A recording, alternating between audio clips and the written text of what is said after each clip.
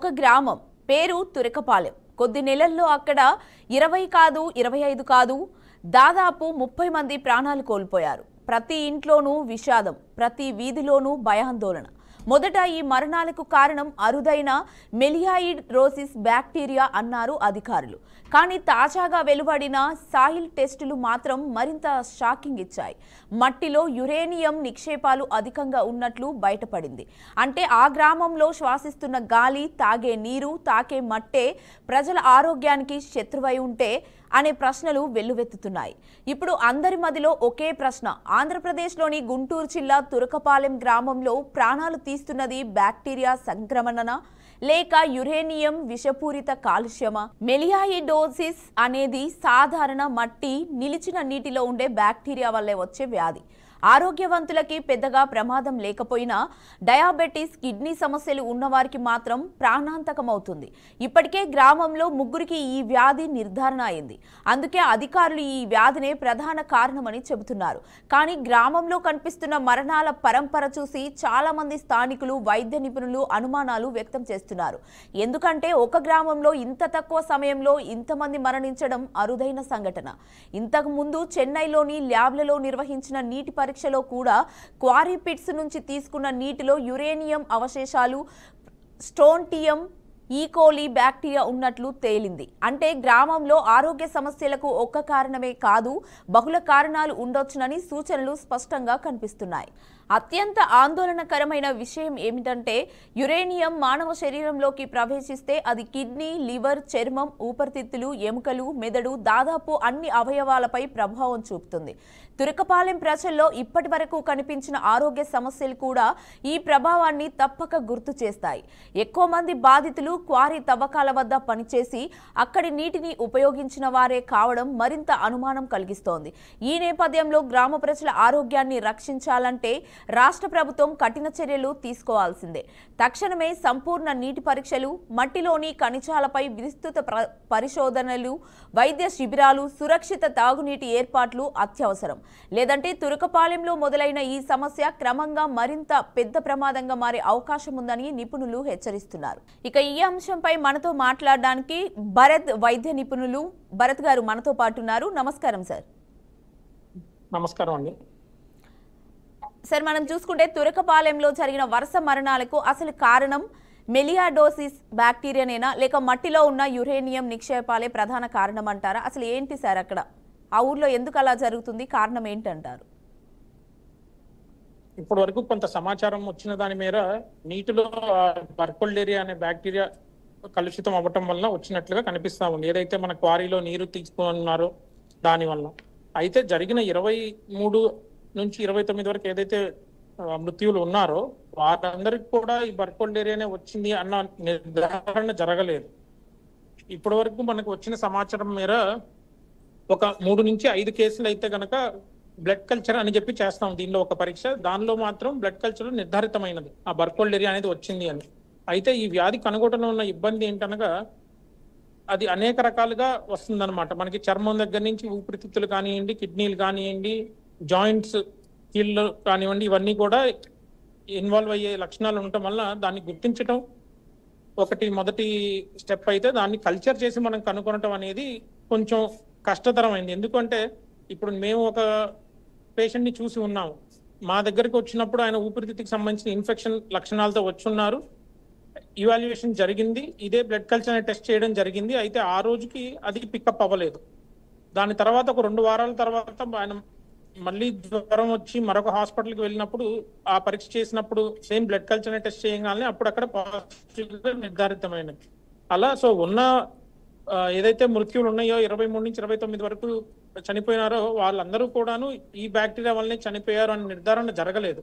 కొంతమందికి అసలు హాస్పిటల్ వరకు చేరి అన్ని రకాల పరీక్షలు చేయించుకున్నది లేదు, కొంతమంది చేయించుకున్నా కానీ ఆ రోజుకి అది పికప్ అవ్వలేదు. సో మనం ఒక బాధ్యతగా ఏమి చేయాలంటే ఫస్ట్ పానిక్ అనేది, అంటే భయాందోళనలు కలిగించకూడదు. మన గవర్నమెంట్ ఆల్రెడీ చర్యలు మొదలు పెట్టినది.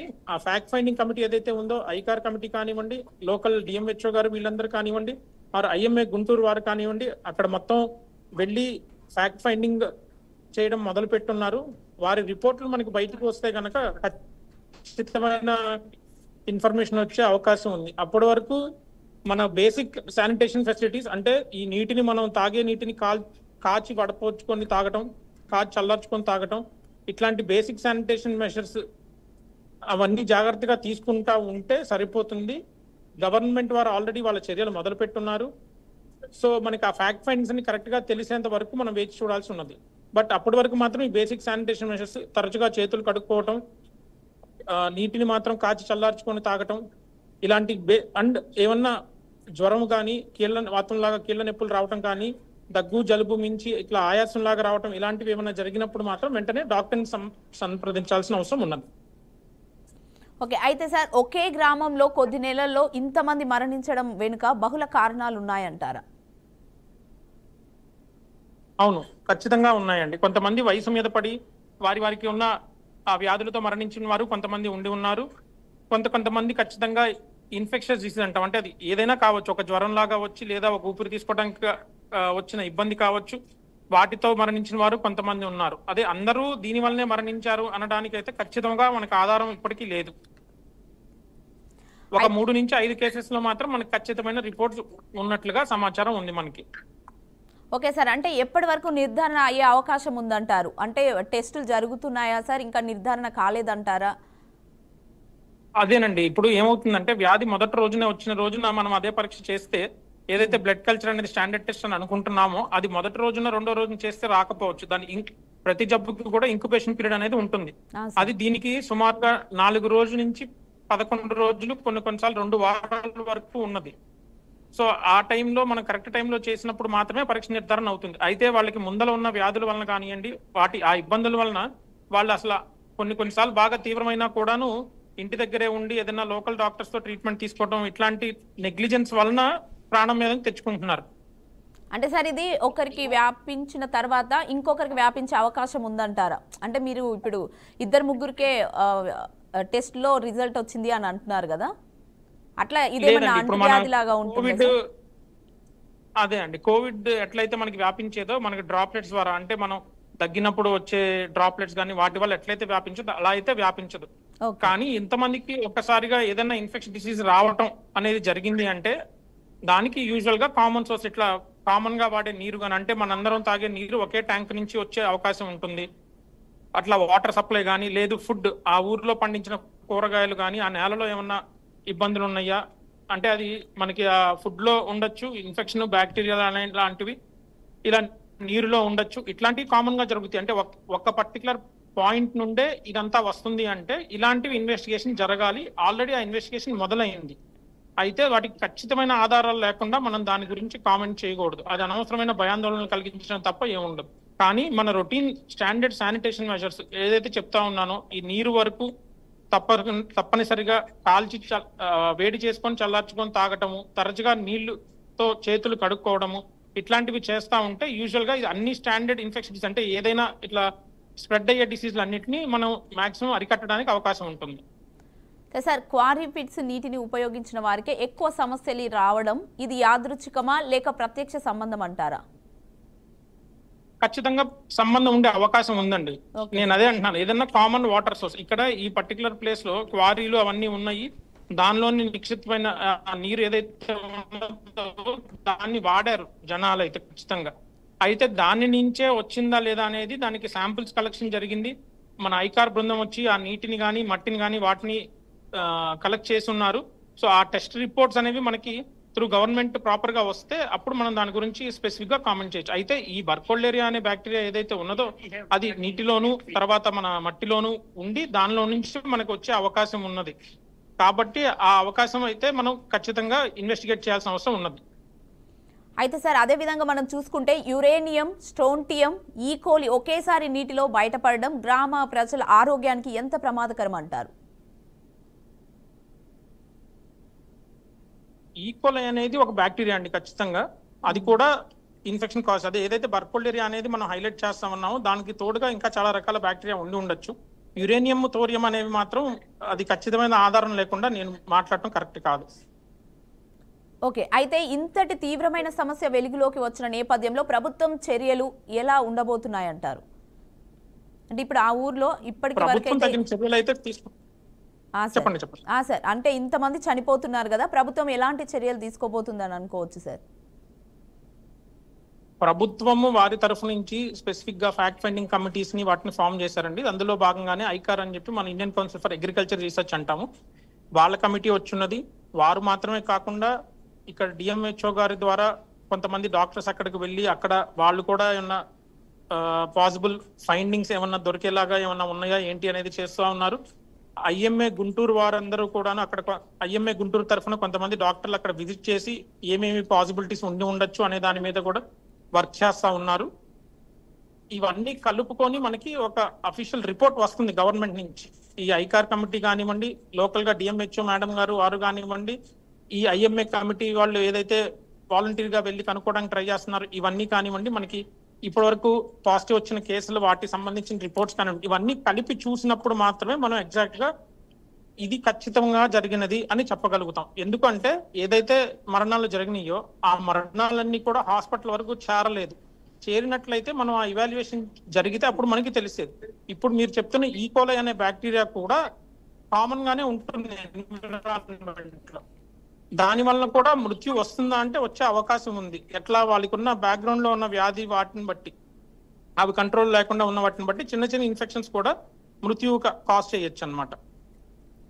అయితే సార్ ఇప్పుడు తురకపాలెంలో ఈ సమస్య అయితే ఉంది కదా సార్, ఈ సమస్యను వెంటనే పరిష్కరించకపోతే ఇది ఇతర గ్రామాలకు వ్యాప్తి చెందే అవకాశం ఏమైనా ఉందంటారా సార్? ఇప్పటికీ మనకు తెలిసిన దాన్ని బట్టి అయితే నీరు సాయిల్ కాబట్టి ఆ నీరుని అక్కడతో కట్టడి చేస్తే గనక ఆ వ్యాపించే అవకాశం ఖచ్చితంగా తక్కువే ఉన్నది.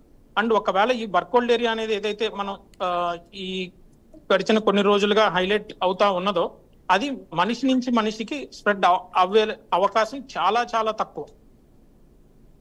ఆ నీరన్నా మనం తాగుండాలి, లేదా అక్కడ ఆ సాయిల్లో ఆ మట్టిలో మనం చెప్పులు లేకుండా తిరగటం, అది కూడా కాళ్ళకి ఏమన్నా కట్స్ అంటాం, అంటే ఆ మట్టిలో తిరిగే వాళ్ళకి ఏమవుతుందంటే చిన్న చిన్నగా కొద్ది కట్స్ అవుతా ఉంటాయి. ఆ కట్స్ అంటే మన రక్తం డైరెక్ట్ ఎక్స్పోజ్ అవ్వటం అట్లాంటివి ఏమన్నా ఉంటే ఆ చర్మంలో నుంచి వెళ్ళి అట్లా ఇన్ఫెక్షన్ రావాలి. సో ఎప్పుడైతే మనకి అవన్నీ బయటికి రావో మనకి స్ప్రెడ్ అయ్యే ఇబ్బంది అయితే ఖచ్చితంగా తక్కువే ఉన్నది బర్కోల్డ్ ఏరియా వలన అయితే ఈ తురకపాలెం ఆ పక్క ఏరియాస్ అన్నిట్లోనూ మనకి చుట్టుపక్కల ఊర్లు గుంటూరుకి కూడాను వాటర్ ట్యాంకర్స్ అనేవి అక్కడి నుంచే వస్తూ ఉంటాయి అన్నమాట.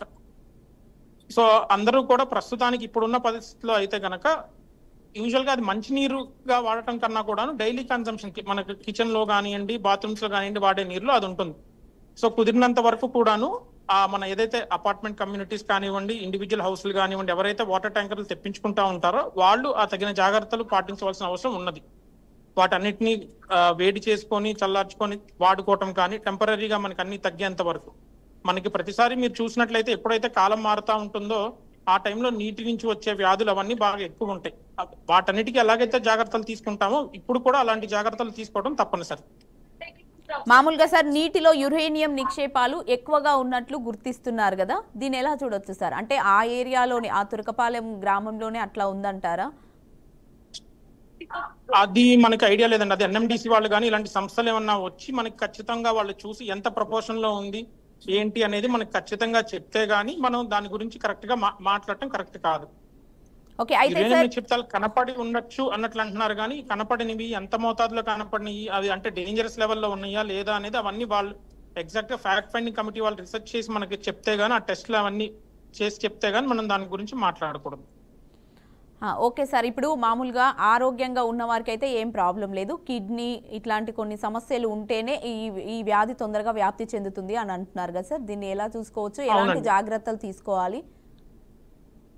మనకి ఏవైతే అంతకు ముందున్న వ్యాధులు ఉన్నాయో అవి డయాబెటీస్ కావచ్చు, అంటే బ్లడ్ షుగర్ కానీ, లేకపోతే ఇలా కిడ్నీ జబ్బులు ఉండి డయాలసిస్ చేయించుకునే పేషెంట్లు కానీ, లివర్ జబ్బు ఉండి దానికి మందులు వాడుకునే వాళ్ళు కానీ, వీళ్ళందరికీ ఏంటంటే వ్యాధి నిరోధక శక్తి అనేది చాలా తక్కువగా ఉంటుంది. వీళ్ళకి ఈ జబ్బు అనే కాదు, ఏ జబ్బు అయినా కానీ ఒంట్లోకి జ్వరపడటం చాలా సునాయాసంగా జ్వరపడుతుంది. అట్లానే తగ్గడం చాలా ఎక్కువ రోజులు పడుతుంది. మామూలుగా ఏమీ లేని వారికి ఒక జ్వరం వచ్చి వాళ్ళకి మందులు ఒక 3 నుంచి 5 రోజులు పడితే సరిపోయింది అంటే, ఇప్పుడు మనం అనుకున్న ఈ వ్యాధులన్నీ ఉన్న వాళ్ళకి 5 నుంచి 10 రోజుల వరకు కూడా వాడాల్సి ఉంటుంది ఏ ఇన్ఫెక్షన్ వచ్చినా కూడాను. అందుకు ఆ గ్రూప్ ఆఫ్ పేషెంట్స్ అందరూ కూడా ఏ వ్యాధికైనా కూడాను బాగా ససెప్టబుల్ గా ఉంటారు, అంటే వాళ్ళకి వ్యాధి వచ్చే అవకాశం చాలా ఎక్కువ ఉంటుంది. అలాగే ఈ బర్కోల్డ్ ఏరియా అనే వ్యాధి కూడా వాళ్ళలోనే ఈజీగా వస్తుంది. ఎందుకంటే వాళ్ళకి ఇమ్యూనిటీ పవర్ అనేది చాలా తక్కువ ఉంటుంది కాబట్టి. అంటే సార్ ఇప్పుడు ఈ వ్యాధి సోకిన తర్వాత ఎలాంటి జాగ్రత్తలు తీసుకోవాలి, ఎన్ని రోజుల్లో తగ్గే అవకాశం ఉంటుంది సార్? ఈ వ్యాధితో ఉన్న ఇబ్బంది ఏంటంటే అండి, మనం ఒక్కసారి ఖచ్చితంగా దాన్ని ఐడెంటిఫై చేసిన తర్వాత, ఏదైనా టెస్ట్ ద్వారా దాన్ని నిర్ధారించిన తర్వాత దానికి వాడవలసిన మందులు చాలా దీర్ఘకాలం వాడాల్సి ఉంటుంది. సుమారుగా 6 నెలల వరకు, మొదటి 2 నుంచి 3 నెలల వరకు ఇంజెక్షన్స్ రూపంలో తీసుకోవాల్సి ఉంటుంది. దాని తర్వాత కూడాను టాబ్లెట్స్ ఉంటాయి. ఆ టాబ్లెట్స్ ఖచ్చితంగా సుమారుగా 4 నుంచి 6 నెలల వరకు వాడుకుంటే డాక్టర్ల పర్యవేక్షణలో ఫాలోఅప్ లో ఖచ్చితంగా ఉండాల్సిన అవసరం ఉన్నది. ఎట్లయితే టీబీ మందులు 6 నెలల పాటు ఖచ్చితంగా వాడాలి అని చెప్తామో, అట్లా ఈ వ్యాధి నిర్ధారణ అయిన వాళ్ళు మాత్రం ఖచ్చితంగా 4 నుంచి 6 నెలలు వాళ్ళ పేషెంట్ టు పేషెంట్ బట్టి 4 నుంచి 6 నెలల పాటు ట్రీట్మెంట్ కోర్స్ వాడాల్సిన అవసరం తప్పకుండా ఉన్నది. అంటే మామూలుగా సార్ ఇప్పుడు ఆ ఊర్లో మట్టిలో టెస్ట్ చేస్తే మాత్రం యురేనియం నిక్షేపాలు అధికంగా ఉన్నట్లు బయటపడ్డాయి సార్. ఇప్పుడు దాన్ని ఎలా చూడొచ్చు అంటారు? అంటే దానివల్ల ఈ వ్యాధి వ్యాప్తి చెందుతుంది అంటారా? కాదండి, దానికి దీనికైతే సంబంధం ఏం లేదు. యురేనియం గురించి అయితే ఎక్కడా కూడాను ఈ వ్యాధికి సంబంధం అయితే లేదు. ఇదైతే క్లియర్ గా ఇన్ఫెక్షన్ డిసీజ్ అంటాం. అంటే మనకి బ్యాక్టీరియా వల్ల కానీ, వైరస్ల వల్ల కానీ, పారాసైట్స్ వల్ల కానీ వచ్చే జబ్బు మాత్రమే. ఇప్పటికి ఇది బర్కుల్డేరియా అని ఏదైతే ఉన్నదో అది మాత్రం ఖచ్చితంగా ఒక బ్యాక్టీరియా వల్ల వచ్చే జబ్బు మాత్రమే. అంటే సార్ ఇప్పుడు మీరు అన్నారు ఒక 6 months వరకు మందులు తప్పకుండా వాడాలి అని, అంటే పూర్తిగా నయమయ్యే అవకాశం ఉంటుందా సార్? వ్యాధిని ఖచ్చితంగా ఉందండి అవకాశం. అయితే వాళ్ళకి ఏదైతే ఇంతకు మునుపున్న జబ్బుల్లాగా రిస్క్ ఫ్యాక్టర్స్ ఉన్నాయో, అంటే మనకి షుగర్, ఆ షుగర్ని ఖచ్చితంగా కంట్రోల్లోకి తీసుకొని రావాలి. అట్లాగే ఈ కిడ్నీకి సంబంధించిన వ్యాధులు కానీ, లివర్ సంబంధించిన వ్యాధులు, ఆ మందులన్నీ జాగ్రత్తగా వాడుకుంటా తరచుగా ఆ పర్టికులర్ స్పెషలిస్ట్, కిడ్నీ అయితే కనుక నెఫ్రాలజిస్ట్ గారి దగ్గర ఫాలో అప్, లివర్ అయితే కనుక గ్యాస్ట్రోఎంటరాలజిస్ట్ గారి దగ్గర ఫాలో అప్ లో ఖచ్చితంగా ఉండాలి. ఉంటూ ఒక physician are infection disease specialist అంటాం, వాళ్ళ దగ్గర ఈ మందులు వాడుకుంటా జాగ్రత్తగా ఫాలో అప్ లో ఉంటే తగ్గే అవకాశం ఉంది ఖచ్చితంగా. అంటే ఇప్పుడు కిడ్నీ డయాబెటీస్ సమస్యలు ఉన్న వారికి మాత్రం, అంటే ఇప్పుడు నార్మల్ వాళ్ళకైతే 6 months వరకు వాడాలంటున్నారా, లేదా కిడ్నీ సమస్యలు డయాబెటీస్ ఉన్నవారు కూడా ఒక 6 months లో ఈ వ్యాధిని తగ్గించుకునే అవకాశం ఉందంటారా సార్? కాదండి, ఎవరైనా కానీ ఖచ్చితంగా 4 నుంచి 6 నెలల కోర్స్ వాడాల్సిన అవసరం ఉంది. నార్మల్ గా ఏమీ లేని వారికి వచ్చినా కూడా అంతే వాడాలి, వాళ్ళకి వచ్చినా కూడా అంతే వాడాలి. అయితే ఈ డయాబెటీస్, కిడ్నీ ప్రాబ్లం ఉన్న వాళ్ళ ఇబ్బంది ఏంటంటే వాళ్ళకి మల్టీ ఆర్గాన్ ఫెయిల్యూర్ అంటాం. అంటే ఒక ఆర్గాన్ కన్నా కూడా ఎక్కువ ఆర్గాన్ ఇన్వాల్వ్ అయ్యి వాళ్ళకి ప్రాణహాని ఎక్కువ ఉంటుంది మామూలు వాళ్ళతో కనుక కంపేర్ చేసి చూస్తే. మనం ట్రీట్మెంట్ కోర్స్ వైజ్ మాత్రం ఖచ్చితంగా అందరూ సమానంగా వాడాల్సిన అవసరం ఉన్నది. ఓకే సార్, అంటే ఏజ్ని బట్టి, అంటే ఈ ఏజ్ నుంచి ఏజ్ వరకు ఇన్ని మంత్స్ ట్రీట్మెంట్ తీసుకోవాలి అనేది ఏమన్నా ఉంటుందా సార్? ఏ ఏజ్ వాళ్ళైనా అంతే ట్రీట్మెంట్ తీసుకోవాలంటారా 6 months? ఏం లేదు, ఏ ఏజ్ వాళ్ళైనా కూడా అంతే ట్రీట్మెంట్ తీసుకోవాల్సిన అవసరం ఉంటుంది. Okay sir. పెద్దవారికి కానీ, ఈ కిడ్నీ జబ్బులు ఉన్న వారికి కానీ ఏంటంటే వాళ్ళకి ప్రాణహాని ఎక్కువ ఉంటుంది ఏ వ్యాధి వచ్చినా కూడా, ఎందుకంటే వాళ్ళకి కోలుకునే శక్తి తక్కువ ఉంటుంది కాబట్టి కంపారిటివ్. కోర్స్, ట్రీట్మెంట్ కోర్స్ ఈ జబ్బు పరంగా అయితే మాత్రం అంతా సిమిలర్ గానే ఉంటుంది. ఓకే సార్, రైట్ సార్, మంచి విశ్లేషణ ఇచ్చారు. థ్యాంక్ యూ సార్, చర్చలో పాల్గొన్నందుకు. Thank you so much sir.